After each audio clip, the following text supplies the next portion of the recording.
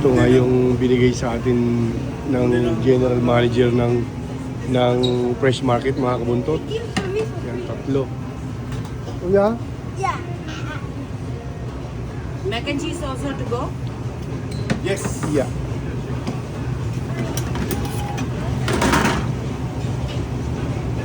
Alright. At pasta. Pag dalawang tao na yun. No? Hindi oh. Libre lang yan, mga kabuntot. At yung kay Kulitong Mangyan ay pasta. Mac and cheese. Ayan.